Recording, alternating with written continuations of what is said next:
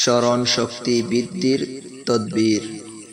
আউযু বিল্লাহি মিনাশ শাইতানির রাজীম। বিসমিল্লাহির রহমানির রহিম।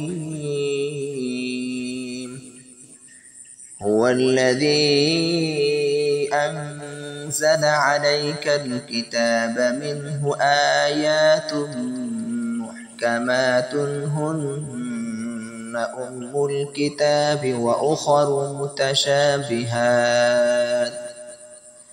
فأما الذين في قلوبهم زيغ فيتبعون ما تشابه منه ابتغاء الفتنة وابتغاء تأويله وما يعلم تأويله إلا الله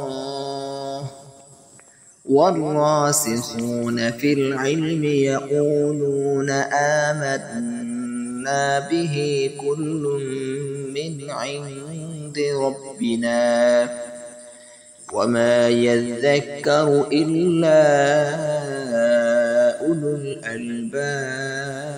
الألباب.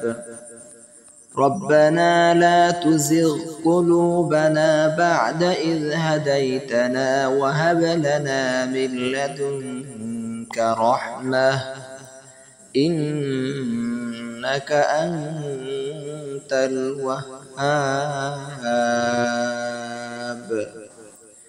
এ আয়াত জেহেন ও স্মরণ শক্তি বৃদ্ধির জন্য খুবই উপকারী।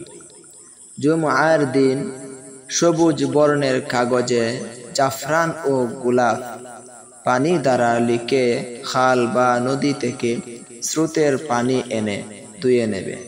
সে পানি 7 জুমআ পর্যন্ত সূর্য উদয়ের পূর্বে খালি পেটে পান করবে। সে দিনগুলোতে গোশত খাবে না এবং সন্দেহযুক্ত খাদ্য গ্রহণ করবে না। ইনশাআল্লাহ এতে স্মরণ শক্তি বৃদ্ধি হবে। সূরা আলে ইমরান আয়াত 7 থেকে 9।